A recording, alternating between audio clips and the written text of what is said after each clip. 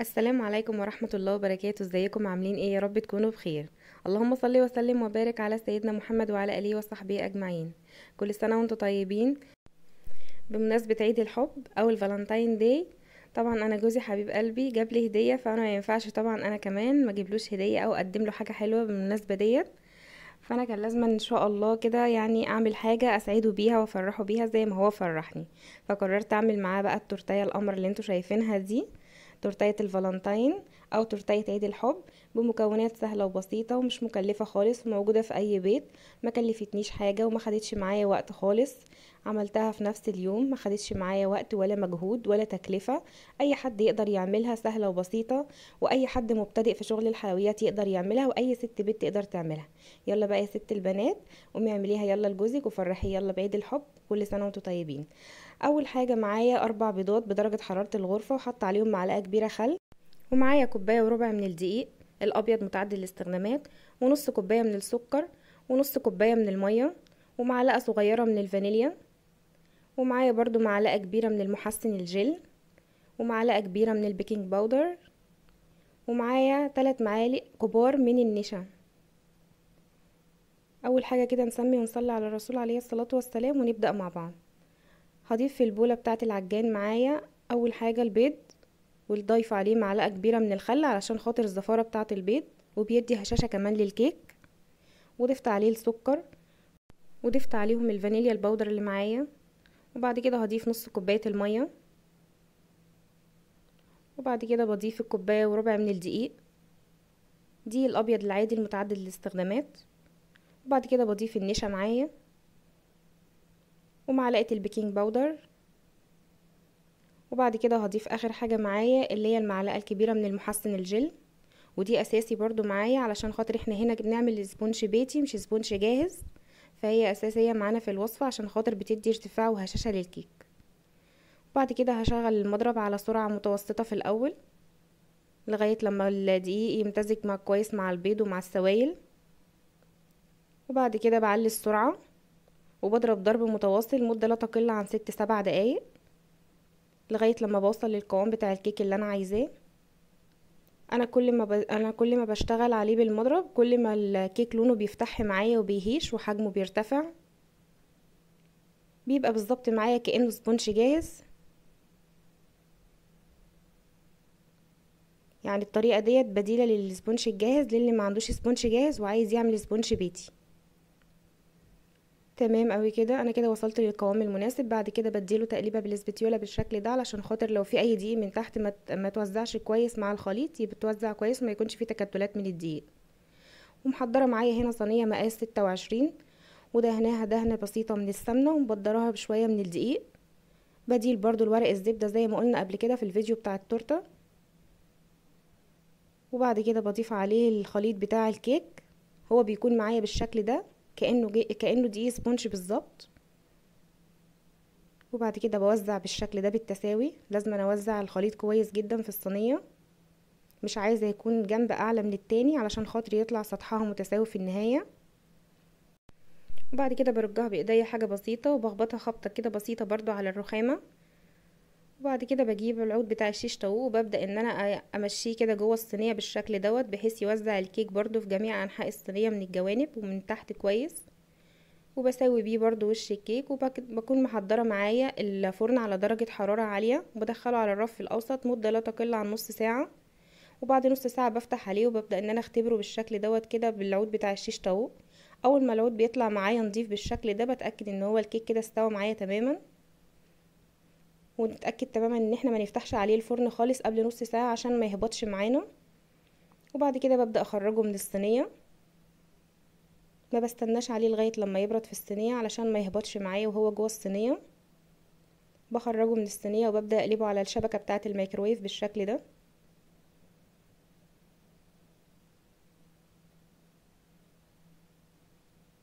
طبعا الصينية بتكون معانا سخنة فلازم جدا ناخد بالنا عشان خاطر ايدينا ما تتحرقش لا قدر الله. وبعد كده بجيب فوطة نظيفة وبغطيه وبسيبه كده بالظبط لغاية لما يبرد تماما معايا عشان ابدأ اشتغل فيه. زي ما انتوا شايفين كده الكيك معايا طري وهش جدا. هنا بعد ما عدى حوالي ساعة ونص كان الكيك معايا برد تماما.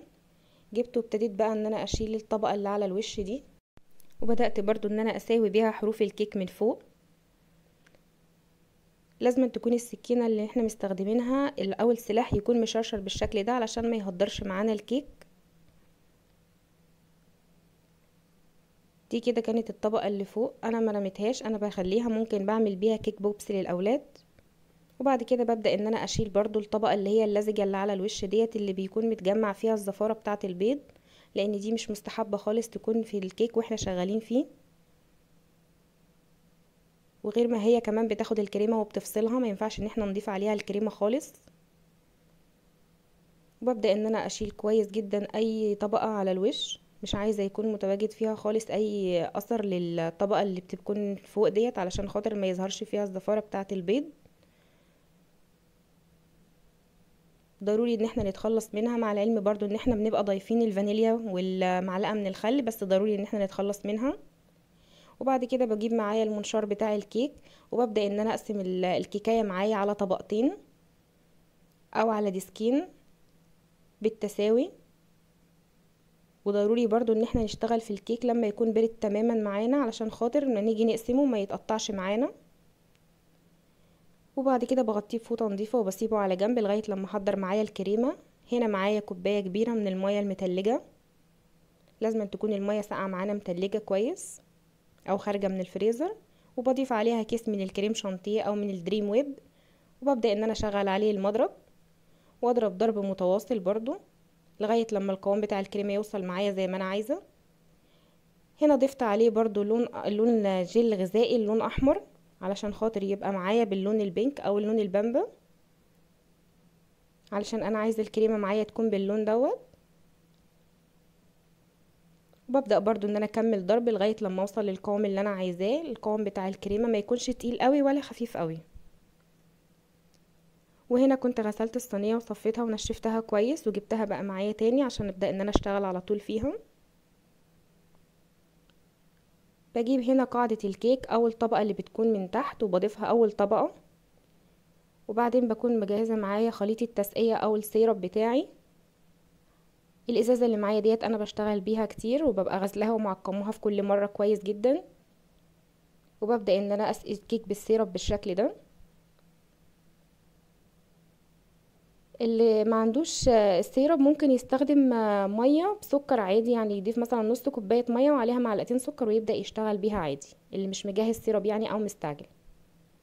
وبعد كده بضيف بقى الكريمه بالشكل دوت. ببدا ان انا املى بيها كل الكيك بالشكل ده، واغطي بيها طبقه الكيك كامله. يعني لازم نوزع الكريمه كويس جدا، ومش بحتاج ان انا افردها ولا اي حاجه، بضيف عليها الطبقه التانية من الكيك برضو بالشكل ده. وببدا برضو ان انا اسقي الطبقه التانية. لازم نسقي الكيك معانا لازم كويس جدا علشان خاطر يكون طري جدا معانا، ويكون زي بتاع التورت بتاع المحلات بالظبط. بعد كده بغطيه وبركنه على جنب، وببدأ ان انا اجهز معايا الطبقة بتاعة الكريمة او الطبقة بتاعة القشطة. بضيف نص لتر من الحليب، انا مستخدمة معايا حليب مبستر. وبضيف عليه برضو 4 معالق كبار من النشا و4 معالق كبار من السكر، وبقلبه كويس جدا على البارد لغاية لما بدوب النشا كويس جدا معايا مع السكر. وضروري يتقلب كويس جدا الاول على البارد. وبعد كده برفعه على نار، لازم أن تكون النار معايا متوسطة ما تكونش عالية قوي عشان ما تلسعش الكريمة معانا. وببدأ ان انا اقلبه، اول ما بيبدأ يسخن معايا بالشكل دوت بضيف عليه برضو كيس من الكريم شانتيه وكيس من الفانيليا. وببدأ برضو ان انا اكمل تقليب. ما ينفعش ان احنا نشيل ايدينا منه خالص عشان الخليط معانا ما يكتلش. نفس طريقة عمل المهلبية بالظبط او طريقة عمل البودنج. وزي ما هي النار متوسطة ما بنعليهاش خالص.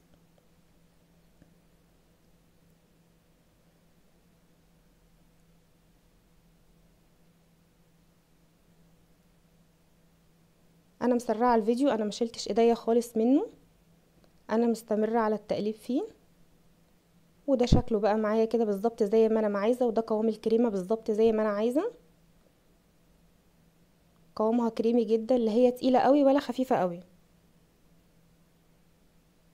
تمام كده قوي، ده زي ما انا محتاجاه بالظبط.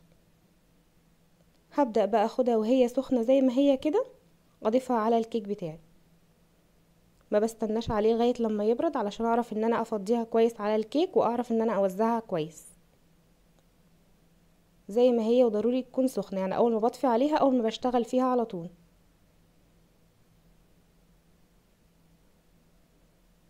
لازم أنا اوزعها كويس جدا بالتساوي، وبرضو بغطي بيها جميع الجوانب بتاعة الكيك، وبسيبها تبرد معايا.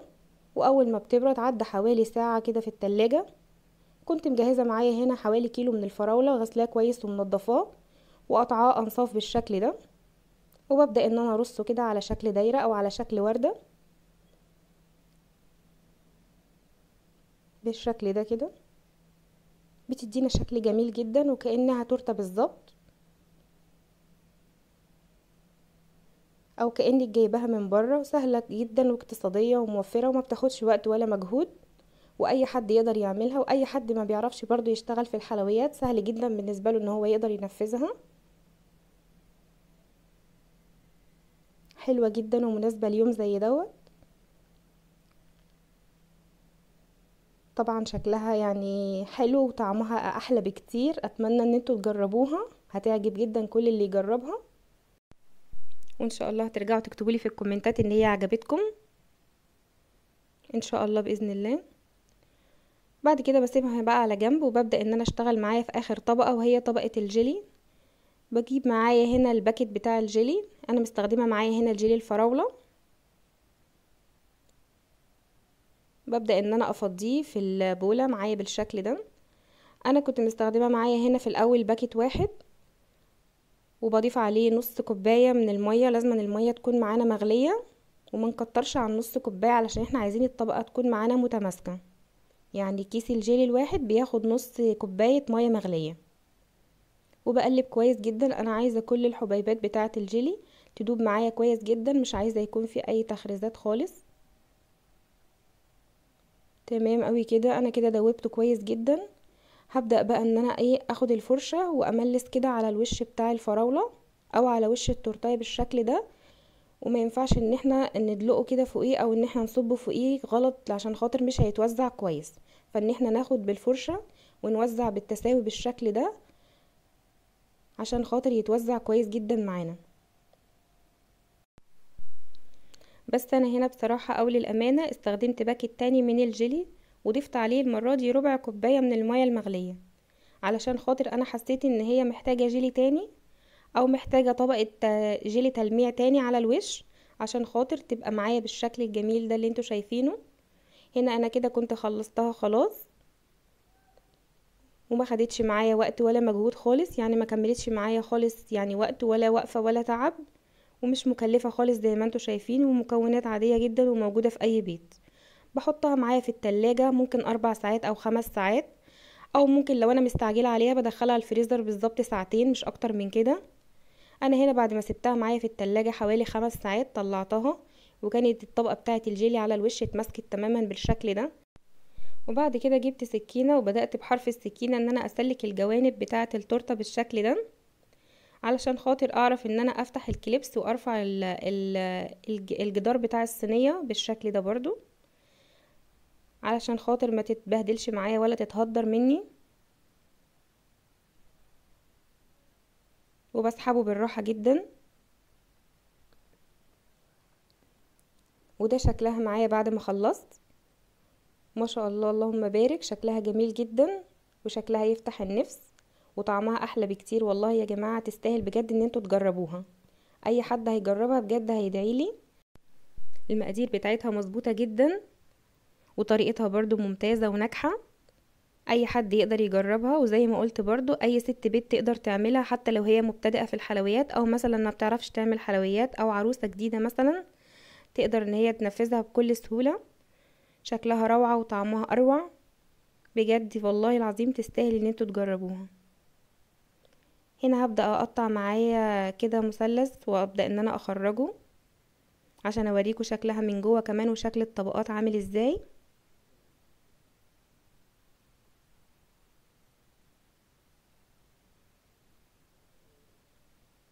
اهو زي ما انتم شايفين بالظبط كده، ما شاء الله اللهم بارك. الطبقات بتاعتها متساوية جدا، ما شاء الله 5 طبقات.